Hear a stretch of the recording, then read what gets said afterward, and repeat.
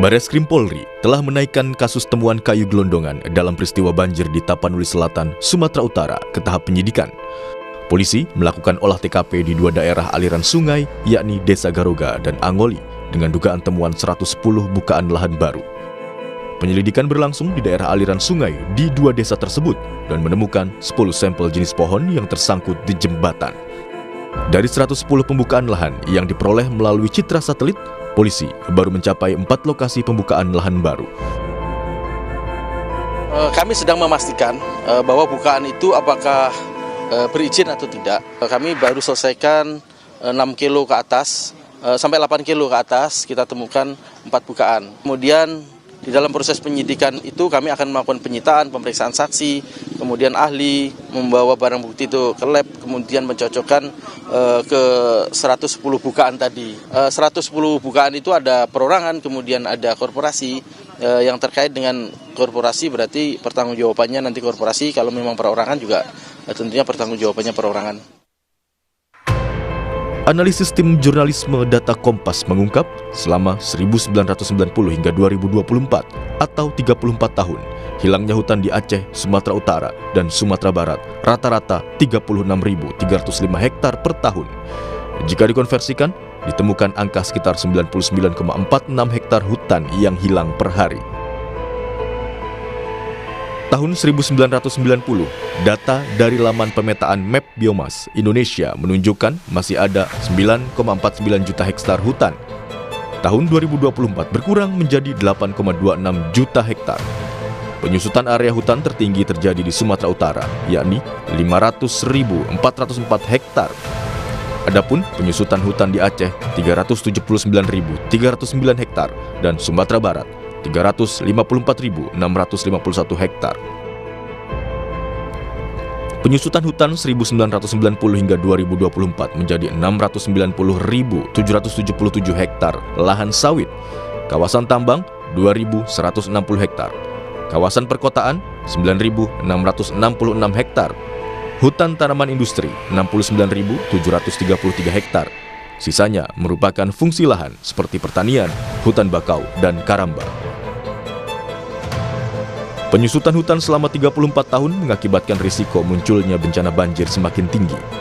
Alih fungsi hutan menjadi perkebunan kelapa sawit, pertambangan, hingga pembangunan infrastruktur, menyebabkan neraca air terganggu. Akibatnya, secara alami, ekosistem akan membuang air lebih banyak dibandingkan kondisi normal, sehingga terjadi banjir. Tim Liputan, Kompas TV.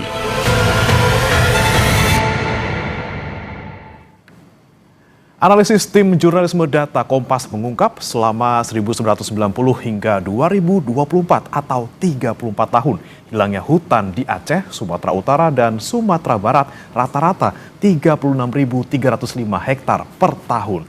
Jika dikonversikan, ditemukan angka sekitar 99,46 hektar hutan yang hilang setiap harinya. Angka ini setara dengan hilangnya 139 lapangan sepak bola berstandar FIFA setiap harinya.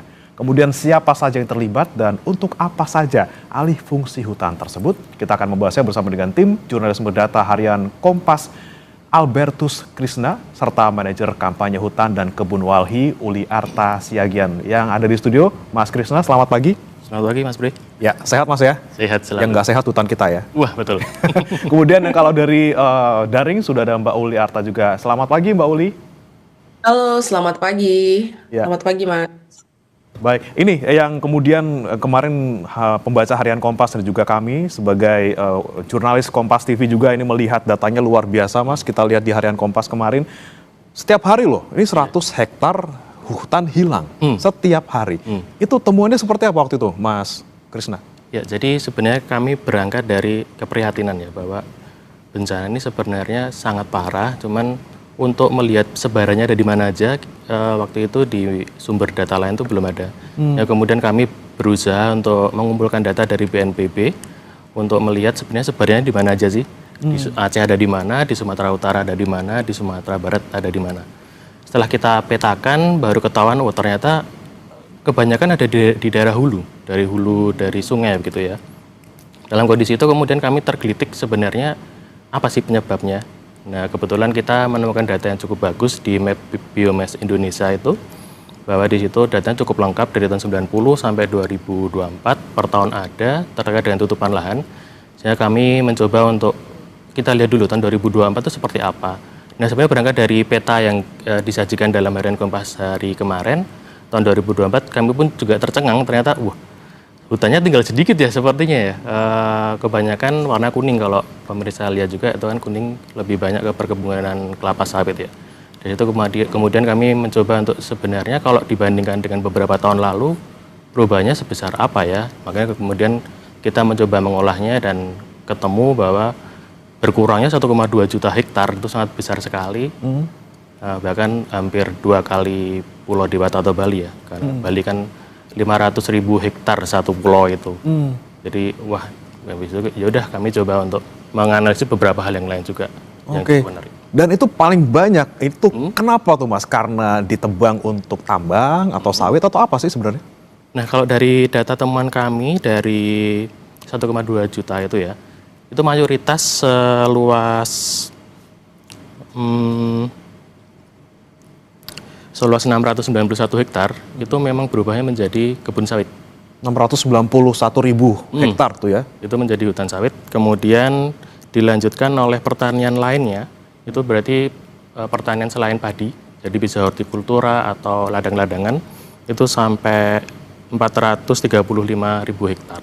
Dan ada juga HTI ini khususnya perkebunan pulp ya, atau kayu kertas, itu sampai 69,7 ribu hektar. Dan tapi beberapa ada juga soal tambang juga di sana Mas? tambang ya, ada. Okay. Tambang sampai 2.160 hektar.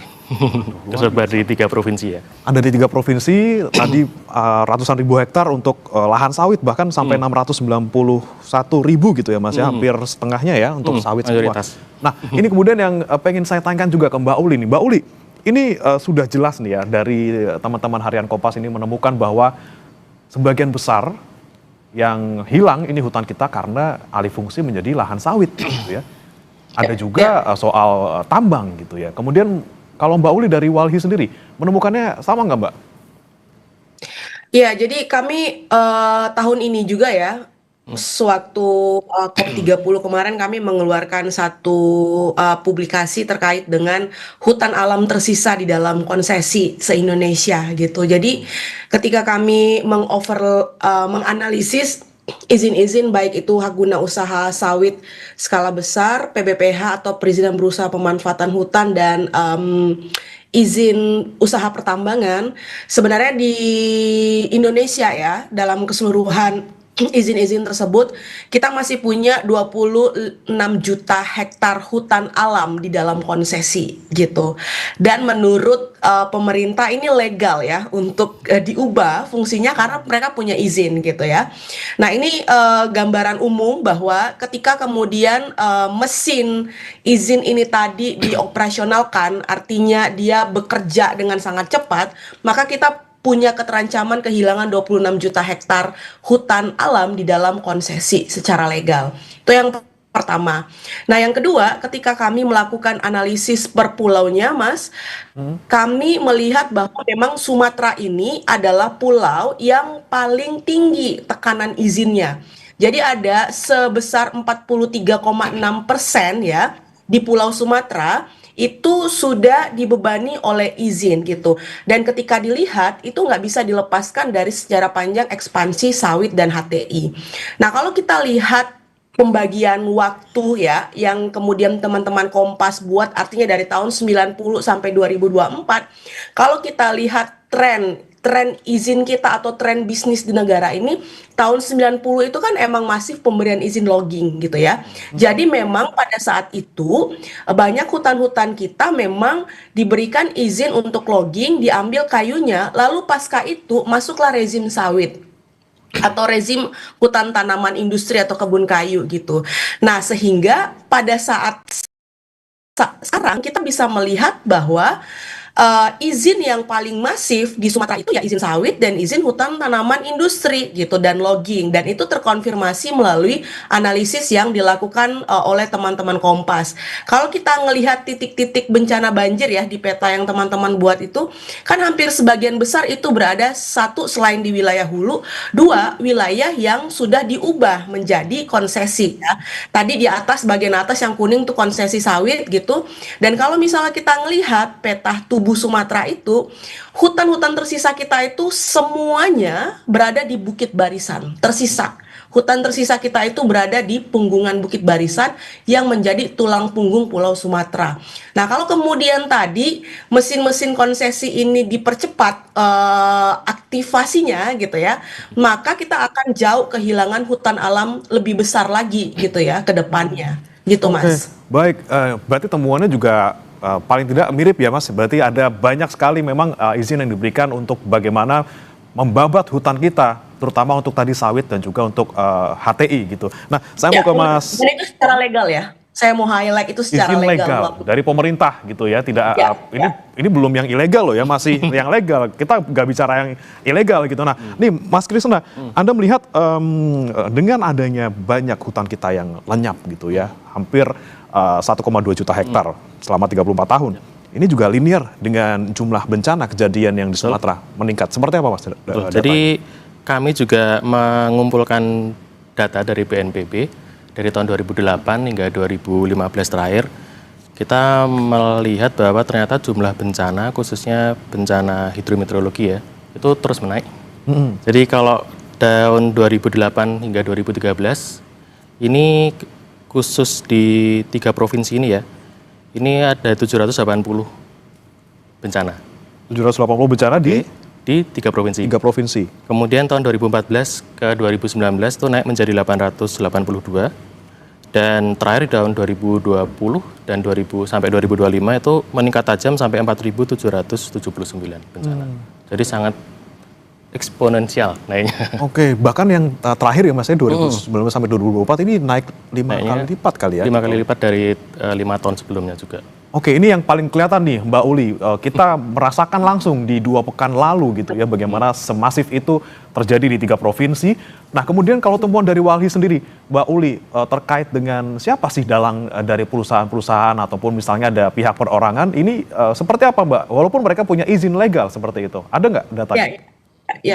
Ya, kalau tadi kita berangkat dari izin legal ya, kalau tadi kita sepakat bahwa berbagai bentuk izin yang kemudian melahap hutan-hutan kita di Sumatera, bahkan mungkin bukan hanya Sumatera tapi pulau-pulau lain.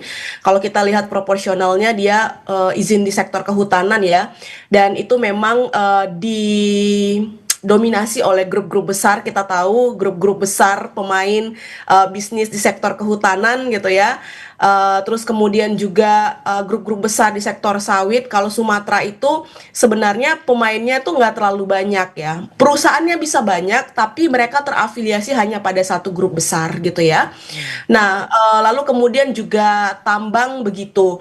Kan ini adalah gambaran model perizinan di Indonesia sebenarnya. Kita punya hampir 18.000 izin sebenarnya ya. 18.000 lebih izin se-Indonesia, baik itu izin usaha pertambangan, hak guna usaha untuk perkebunan sawit dan PBPH gitu. Perusahaannya banyak, tetapi kalau misalnya kita pakai pendekatan grouping, sebenarnya hanya ada 10 besar grup aja yang kemudian menguasai izin-izin kita. Kami pernah membuat satu publikasi yang berjudul Indonesia Tanah Air Siapa, dan mungkin nanti teman-teman bisa download di websitenya Walhi gitu ya. Dan ketika misalnya kita cek untuk untuk bisnis sawit saja gitu ya, ada sekitar 10 grup besar pemain sawit kita gitu. Mulai dari misalnya PTPN gitu ya, terus kemudian Sam Darby, RGE, AAL, Sinarmas dan lain sebagainya. Itu adalah 10 daftar grup besar yang menguasai sebenarnya bisnis kita di sektor sawit. Di PBPH sektor kehutanan juga sama, di tambang juga sama. Lebih lengkapnya sebenarnya nanti bisa dilihat di laporan yang kami publikasi 3 tahun yang lalu gitu. Jadi itu bisa jelas dilihat grup-grup besar pemain di sektor tambang, PBPH dan juga hak guna usaha gitu. Dan Sumatera juga sama gitu ya. Oke, Mbak Uli, tapi kalau dari grup-grup besar tadi yang Anda sebutkan gitu ya, yang punya izin legal sebenarnya untuk bisa memanfaatkan dalam tanda kutip hutan kita, ini mereka sudah sesuai dengan perjanjian awal ataupun mereka melanggar nggak sih, Mbak? Atau mereka tetap dari koridornya, tapi ya tetap hutan kita dibabat-babat luar biasa juga gitu? Iya, sebenarnya ini yang perlu dicek lebih lanjut ya, Bang. Makanya kami selalu mendorong adanya evaluasi menyeluruh perizinan agar kita tahu sebenarnya perusahaan-perusahaan mana saja yang memang beroperasi sesuai dengan ketentuan perundang-undangan atau juga sesuai dengan dokumen-dokumen yang mereka urus ya di awal. Apakah juga benar mereka mempunyai perizinan yang lengkap?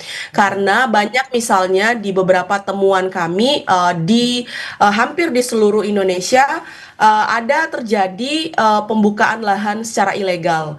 Yang saya maksud misalnya contoh ya, misal satu perusahaan A itu diberi izin konsesi misalnya seluas 3.000 hektar. Tetapi di lapangan mereka membuka sampai 3.500 atau bahkan sampai 4.000. Nah, pertanyaannya 500 sampai 1.000 hektar itu terkategorisasi sebagai ilegal dan apa yang kemudian dilakukan oleh pemerintah dalam konteks itu gitu. Nah, itu yang kemudian kita dorong bahwa penegakan hukum yang kuat itu harus dilakukan oleh pemerintah gitu ya, oleh pengurus negara, dan itu hanya bisa dilakukan kalau kita melakukan evaluasi menyeluruh terhadap perizinan yang ada. Karena hanya dengan itulah kita tahu perusahaan-perusahaan mana saja nih yang memang benar-benar ngejalankan bisnisnya sesuai dengan ketentuan perundang-undangan, sesuai dengan rancangan awal mereka dan lain sebagainya gitu. Nah, sebelum saya ke Mas Krisna, saya mau tanya lagi Mbak Uli, kalau untuk di daerah sendiri, ini kan Bupati ada yang bilang bahwa mereka nggak bisa campur tangan soal izin yang dimiliki oleh perusahaan. Ini kalau untuk izin sebenarnya memang sepenuhnya ada di pemerintah pusat atau pemerintah daerah sebenarnya juga bisa punya andil di sana? Ya, saya mau bagi-bagi dulu ya. Memang pasca Undang-Undang Cipta Kerja semua semua ketentuan perizinan baik itu pemberian maupun evaluasi dan pencabutan itu ada di kementerian ya, karena semua otoritasnya dikembalikan ke kementerian. Tetapi daerah itu tetap punya kewenangan untuk mengeluarkan persetujuan teknis dan juga izin lokasi gitu. Artinya satu, pemerintah daerah itu sebenarnya pada satu batasan tertentu mereka punya kewenangan untuk tidak memberikan persetujuan teknis dan izin lokasi. Itu pertama. Yang kedua, sebagai pemangku kelola wilayah paling bawah, menurut saya juga tidak bisa dilepaskan peran mereka untuk melakukan pemantauan, evaluasi, dan lain sebagainya. Contoh misalnya untuk hak guna usaha perkebunan sawit ya, bisnis sawit. Oke, HGU itu kewenangannya ada di ATR BPN gitu. Tetapi misalnya izin usaha perkebunan budidayanya itu ada di daerah gitu. Dan satu perusahaan itu dia nggak bisa beroperasi kalau kemudian dia tidak punya izin usaha perkebunan budidaya gitu. Jadi sebenarnya masih ada kewenangan-kewenangan tertentu yang ada di daerah, melekat di pemerintah daerah, dan itu bisa dipakai untuk melakukan evaluasi serta monitoring izin-izin ini gitu. Yang mau saya bilang adalah meskipun dia ditarik ke nasional, tetapi pemerintah daerah itu bisa memakai kewenangannya untuk melakukan perbaikan tata kelola, sekaligus juga bertanggung jawab ya atas dampak-dampak lingkungan yang juga terjadi di wilayah masing-masing gitu. Baik, berarti masih ada peran pemerintah daerah gitu ya, walaupun tidak sepenuhnya di pusat. Oke, Mas Krisna, ini kan lagi-lagi ini yang legal saja sudah luar biasa. Kita belum lihat lagi, evaluasi lagi mana yang kemudian ilegal, ada yang menyimpang. Nah, kalau dari temuan Mas Krisna sendiri di Harian Kompas, penyimpangan tata ruang dan juga wilayah ini seperti apa sih yang kemudian terjadi di wilayah Sumatera? Oke, jadi kami juga membandingkan tutupan lahan tahun 2024 dari Map Biomes tadi dengan rencana tata ruang provinsi di 3 provinsi. Untuk Aceh ini kan sebenarnya berlaku tahun 2013 sampai 2033, kemudian Sumatera Utara 2017 sampai 2037, dan Sumatera Barat itu 2012 sampai 2030. Jadi semua masih berlaku, dan Sebenarnya kalau kita hitung dari 3 RT RW provinsi itu sebenarnya lahan konservasi yang harus ditaati oleh pemerintah daerah itu 5,6 juta hektar. Namun dari hasil tumpang susun kami ini ada peruntukan yang ternyata di luar lahan konservasi itu sebesar 240.553 hektar. Dan atau itu kalau misalnya di persentase 4,4% ya. Kemudian paling banyak itu sebagai pertanian lain tadi, hortikultura atau pertanian selain padi itu 160 hektar, kemudian sawit 39 hektar, sawah dan juga HTI. Kemudian yang paling banyak melanggar ini di Sumatera Utara 16.000 hektar, di Sumatera Barat 56.000 hektar dan Aceh 32 hektar. Nah, ini menjadi menarik juga ketika kami mencoba mengolah data ya, Mas. Jadi ketika kami mengambil data RT RW ini kan sebenarnya dari data resmi pemerintah juga ada di laman kistaru.atrbpn.go.id. Jadi di sana sebenarnya RT RW setiap provinsi itu tersedia. Kami mencoba untuk mengambil data di sana dan mencoba mengekstrak menjadi peta vektor begitu. Kita lihat legenda dari masing-masing peta gitu. Nah, yang menjadi cukup sulit untuk membedakan ini ada beberapa provinsi, khususnya di Aceh dan Sumatera Utara ini, warna di peta itu sangat mirip. Jadi, dan sangat mirip ini bukan yang satu ini, contohnya di Aceh ya, ini warna hijau toska ini untuk hutan lindung, sementara warna hijau toska juga yang sangat mirip, itu diperuntukkan untuk hortikultura. Jadi sangat yang satu untuk konservasi, yang satu non konservasi. Jadi ketika mungkin pemerintah atau masyarakat mencoba untuk menaati peta yang dibuat oleh pemerintah tersebut, mungkin juga agak bimbang juga. Ini sebenarnya peruntukannya untuk hutan lindung atau hutan atau lahan non konservasi. Jadi memang kenapa tadi ketemuannya paling banyak justru lahan pertanian lain tadi yang paling banyak melanggar di RT RW. Kalau kami melihat barangkali karena kondisi itu, warna yang sangat mirip di peta peruntukan lahan yang ada di perda masing-masing kabupaten provinsi tersebut. Nyaru gitu ya antara Nyaru, yang nyaru hutan sekali. lindung sama dengan yang untuk industri. Betul. Nah, kalau kita lihat juga Mas Krisna terkait dengan paling banyak ini kan tadi katanya di Sumatera Utara gitu ya untuk pelanggarannya. Ini juga kalau tidak salah dari datanya Mas juga yang paling banyak hutan sawitnya yang dijadikan dijadikan sawit itu juga Sumatera Utara. Ini apa temuan lagi Mas yang kemudian menarik di provinsi ini? Ini kenapa sih di Sumatera Utara banyak banget gitu? Ya, memang di Sumatera Utara ini memang kalau kita lihat juga untuk peruntukan lahan konservasi ini juga kalau dibandingkan provinsi lain itu tidak seluas, justru paling sempit kalau kita lihat. Dan memang banyak peruntukan non hutan, khususnya perkebunan itu memang dari beberapa tahun yang lalu juga sudah ditetapkan untuk itu. Dan memang ketika itu dialih fungsikan menjadi sawit, beberapa lahan yang mungkin sangat berseberangan atau beririsan gitu dengan peruntukan kebun atau peruntukan non hutan konservasi itu di lapangan mungkin tidak terlalu ditaati ya. Gitu. Jadi memang sejak awal peruntukan hutan konservasinya memang tidak sebanyak kalau kita lihat di peta, nggak sebanyak provinsi yang lain. Dari awal sudah dirancangnya memang tidak sebanyak itu, ditambah lagi dialihkannya juga yang paling banyak gitu. Betul. Ya kalau temuan dari kita. Nah, Mbak Uli ini bagaimana kemudian kita bisa membedakan nih Mbak, karena nyaru lagi-lagi gitu ya antara hutan lindung dan juga hutan HTI gitu ya ataupun hutan industri. Ini apa nih Mbak yang kemudian bisa Mbak Uli cermati gitu, apakah ini memang ya udah sengaja lah biar nyaru gitu ya biar kita nggak bisa ngelihat pelanggarannya atau seperti apa sih Mbak? Iya, memang sejak kebun kayu itu terkategorisasi sebagai hutan tanaman industri ya itu memang sudah terjadi kekeliruan ya. Kita tahu persis bahwa pulp and paper itu hutan itu kebun monokultur ya. Jadi tanamannya akasia, terus kemudian juga beberapa jenis tanaman lainnya dan ya persis itu adalah perkebunan gitu, tapi kemudian terkategorisasi sebagai hutan tanaman gitu ya. Nah itu juga yang sering membuat kekeliruan gitu ya. Dan kalau misalnya juga kalau misal di Walhi gitu ketika kita menghitung perubahan hutan alam gitu ya, kita mengeluarkan perubahan bentang dari wilayah konsesi HTI gitu, karena bagi kami itu bukan hutan, itu kebun kayu, kami tidak menghitung itu gitu ya. Nah, itu juga yang menjadi beberapa apa namanya guidelines kami untuk kemudian misalnya menghitung perubahan bentang lahan. Kami mengeluarkan HTI karena itu bagi kami bukan hutan tapi itu kebun kayu dan lain sebagainya gitu. Nah, itu juga yang harus dipahami oleh kita masyarakat luas gitu ya, bahwa industri atau konsesi pulp and paper itu ya bukan hutan tanam, bukan hutan gitu ya, itu kebun.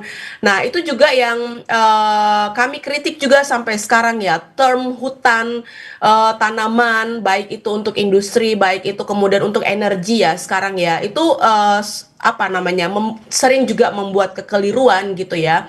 Nah, apalagi tadi misalnya dijelaskan ketika kita baseline-nya melihat peta, yaitu juga kemudian ikut gitu ya, membuat kita tanya-tanya ini sebenarnya apa gitu. Tetapi menurut saya yang bisa menjembatani itu juga adalah membaca keseluruhan RT RW-nya gitu ya, bahwa kita juga kemudian keliru gitu ketika melihat petanya, tetapi menurut saya juga penting untuk membaca seluruh RT RW-nya gitu. Nah, tetapi itu tadi Mas, beberapa fakta gitu ya. Mungkin juga banyak tanaman hortikultura yang tidak sesuai dengan peruntukan RT RW-nya, juga bukan karena mereka melanggar, tetapi memang juga ada proses-proses dalam penyusunan RT RW yang juga tidak maksimal gitu ya. Atau kemudian kenapa misalnya beberapa perkebunan monokultur dalam skala yang besar itu mudah sekali misalnya dikeluarkan gitu ya dari apa pengaturan RT RW yang sebelumnya misalnya mereka nggak boleh di sana gitu. Maksudnya itu bukan tanaman budidaya untuk monokultur dalam skala yang besar ya, karena memang proses perubahan RT RW selama 5 tahun itu semua bisa diubah di sana gitu ya. Sedangkan misalnya masyarakat biasa yang tidak punya akses lebih misalnya terhadap usulan-usulan perubahan RT RW ya, mereka tertinggal dalam proses itu gitu. Tetapi misalnya beberapa kelompok yang punya akses jauh lebih dekat dengan proses-proses perubahan RT RW ya, mereka bisa masuk ke sana dalam kepentingan mereka dan bisa mengubah RT RW. Itu yang juga sering kami lihat. Jadi perubahan RT RW selama 5 tahun itu juga sering ditunggangi oleh kepentingan-kepentingan beberapa kelompok untuk mengotak-atik peruntukan di dalam RT RW gitu, agar misalnya mereka yang tadinya ilegal menjadi legal gitu. Itu juga temuan-temuan yang sering kami temukan gitu. Oke, ini dia nih soal otak-atik nih, saya juga mau tanya ke Mbak Uli. Mbak Uli, ini sebenarnya kita tuh susahnya apa sih Mbak, kemudian kita kemudian menyelidiki siapa yang bertanggung jawab. Ini sepertinya semua pihak yang kemudian digadang-gadang bertanggung jawab ini semuanya pada diem gitu ya, kalau untuk perusahaan-perusahaan terutama. Ini apakah karena memang mereka punya izin legal lagi-lagi, atau karena memang ada relasi tertentu dengan pihak-pihak yang berkuasa? Ya, saya percaya ya, kelompok-kelompok yang punya bisnis besar pasti mereka punya akses dan relasi yang kuat gitu ya pada apa namanya, orang-orang yang sekarang berada dalam sistem gitu. Itu nggak bisa dipungkiri gitu. Itu yang pertama. Yang kedua, ya kenapa kemudian berbagai bentuk pelanggaran itu nggak bisa ditindak? Ya menurut saya juga karena tidak ada politik will gitu ya dari pengurus negara. Kurang apa sebenarnya negara kita dengan semua perangkatnya, dengan semua fasilitas yang tersedia, harusnya bisa dong ya melakukan evaluasi, pemantauan, bahkan pencabutan dan bentuk-bentuk penegakan hukum yang lainnya gitu.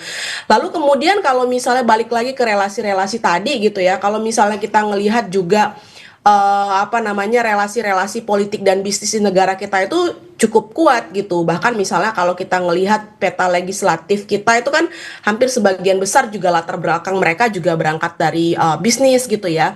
Di eksekutif kita juga begitu ya, beberapa orang yang menjadi menteri kita juga latar belakangnya juga adalah pebisnis gitu. Pertanyaan saya, mungkinkah itu mempengaruhi proses-proses penegakan hukum kita yang lemah gitu ya, selain memang tadi politik will pengurus negara kita yang memang benar-benar tidak mau merombak atau memperbaiki semua proses-proses tata kelola kita yang buruk, dan kita mau gitu ya ada proses perbaikan dalam konteks tata kelola bisnis kita gitu. Itu juga menjadi pertanyaan besar kami, Mas. Oke, nah ini juga saya mau tanyakan ke Mas Krisna. Political will sepertinya kok kita belum lihat ada gitu ya kalau dari pemerintah. Kalau Mas Krisna sendiri menemukan nggak sih upaya-upaya pemerintah mungkin yang setelah kita kemarin bencana, kemudian bagaimana kemudian usaha ataupun upaya dari pemerintah gitu untuk kemudian bisa lagi-lagi soal izin, kemudian soal penanganan ataupun pencegahan ini seperti apa, Mas? Apakah ada juga nih upaya rehabilitasi yang juga Mas Krisna catat selama kurun waktu tadi 30 tahun ataupun yang baru-baru ini terjadi? Ya, kalau kita lihat dari keterangan Menteri Kehutanan memang sudah mulai dilakukan penegakan hukum ya bagi mereka yang melanggar kemudian merusak lahan di des kritis yang ada di Indonesia begitu. Kemudian ada beberapa pelaku kayaknya sudah mulai ditangkap juga, dan sebenarnya kalau dari Kementerian Kehutanan, dari Dirjen Kementerian Kehutanan juga disebutkan bahwa dalam beberapa tahun terakhir sudah ada reboisasi hutan. Memang dalam kalau kita lihat antara perbandingan luas lahan yang terdeforestasi dan direboisasi itu sangat jomplang sekali gitu. Jadi ya itu ibarat seperti catatan laporan bahwa ini kita sudah melakukan perbaikan, namun memang kalau dibandingkan dengan apa yang sudah rusak gitu kayaknya sangat jauh sekali. Nah ini dia nih Mbak Uli, lagi-lagi ini kan dari Kementerian Kehutanan, saya juga mengutip dari Mas Krisna dan juga beberapa media bahwa sudah ada nih rehabilitasi yang dilakukan gitu ya selama 2019 sampai 2024 gitu. Betul. Sudah ada 46.650 hektar ya. 46.000 gitu Mbak selama 5 tahun. Tapi kalau kita lihat kerusakan dari 2009 ya Mas ya, sampai 2024 ini kan sampai 1,2 juta hektar. Iya. Ini gimana gitu, dan apa yang kemudian harus kita lakukan paling cepat dan paling nyata gitu Mbak? Kalau untuk rehabilitasi kan kita butuh waktu juga untuk nunggu pohonnya tumbuh gitu. Seperti apa yang harusnya dilakukan sekarang? Iya, pertama memang kenapa rehabilitasi kita tidak maksimal ya karena memang proses rehabilitasi itu jauh lebih lambat dari proses penerbitan izin. Jadi izin itu diberikan dengan sangat cepat dan dalam skala yang luas, tetapi misalnya rehabilitasi itu kecil-kecil gitu ya dan juga lambat waktunya. Itu yang pertama. Kenapa kemudian dia tidak bisa menyeimbangkan kerusakan-kerusakan yang terjadi. Nah, yang kedua menurut kami juga yang harus dilakukan adalah kan sebenarnya korporasi itu diberikan melekat ya kewajiban untuk melakukan rehabilitasi terhadap wilayah tempat di mana mereka bekerja gitu ya. Bisa dalam konteks tambang ada kewajiban untuk reklamasi dan pasca tambang. Pertanyaannya apakah reklamasi dan pasca tambang itu dilakukan nggak oleh perusahaan gitu. Jadi sebenarnya beberapa undang-undang kita itu yang mengatur terkait dengan sektor masing-masing itu sudah cukup kuat gitu ya untuk meletakkan kewajiban dari pemegang izin untuk melakukan pemulihan dan perbaikan terhadap izin yang mereka kelola gitu.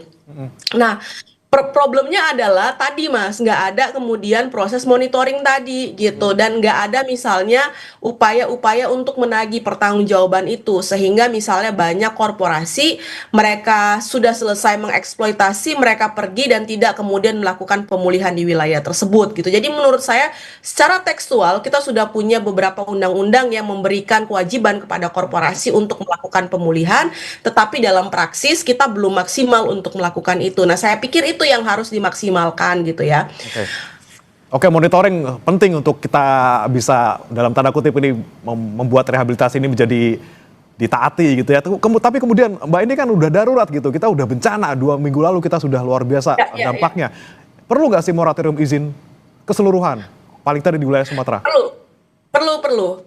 Tapi itu tadi Mas, saya mau balikin lagi bahwa moratorium kalau kita melihat proses tahapan kita ya gitu.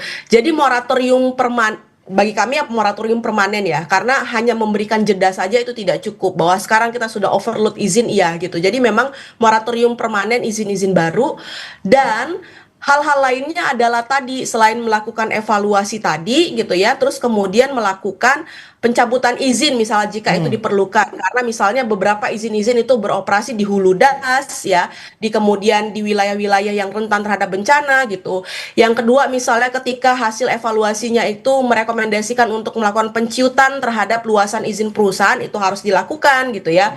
Lalu kemudian menagih pertanggungjawaban korporasi untuk memulihkan wilayah tempat di mana mereka beraktivitas dan sudah mengeksploitasi sumber daya alam kita gitu ya. Dan yang terakhir adalah moratorium permanen izin gitu. Itu yang harus dilakukan kalau misalnya memang keselamatan rakyat dan keselamatan lingkungannya itu menjadi agenda utama bagi pengurus negara ini gitu. Oke, baik. Saya terakhir ke Mas Krisna. Mas Krisna punya pandangan juga nggak tentang apa yang seharusnya kita lakukan paling tidak untuk mengatasi darurat yang sekarang terjadi, untuk mengembalikan hutan kita agar tidak terjadi di kemudian hari lagi?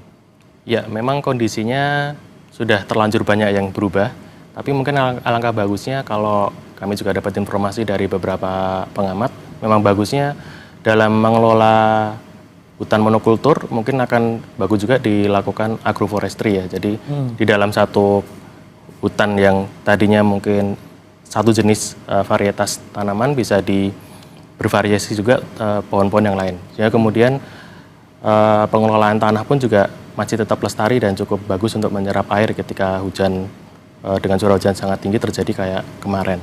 Karena sebenarnya salah satu daerah ini ada batas maksimal ya curah hujan yang harus bisa ditampung oleh tutupan lahan yang ada. Ketika itu melebihi sudah pasti akan melimpah, dan melimpah ketika penampang sungai tidak mencukupi akhirnya akan melimpah ke pemukiman, khususnya mereka yang sangat dekat dengan perairan sungai ya. Jadi memang harus ada modifikasi dalam tata kelola perkebunan. Oke, modifikasi tata kelola perkebunan juga kemudian penting untuk kita lakukan gitu ya, bagaimana caranya tidak terjadi lagi, dan juga lagi-lagi nih evaluasi izin, kemudian juga penegakan hukum untuk mereka yang terduga melanggar ini juga harus ditegakkan. Tapi lagi-lagi kalau kata Mbak Uli, political will-nya harus ada dulu ya. Kalau nggak ada political will gimana mau jalan gitu untuk perbaikan ini. Oke, terima kasih Mbak Uli Arta Siagian. Kemudian ini manajer kampanye hutan dan juga kebun walhi, dan juga ada Mas Albertus Krisna, tim jurnalisme data harian Kompas, sudah bergabung bersama kami di Sapa Indonesia Pagi. Selamat pagi semuanya. Selamat Terima pagi. kasih. Terima kasih. Saudara jangan beranjak, kami akan kembali dengan informasi lainnya. Kementerian Keuangan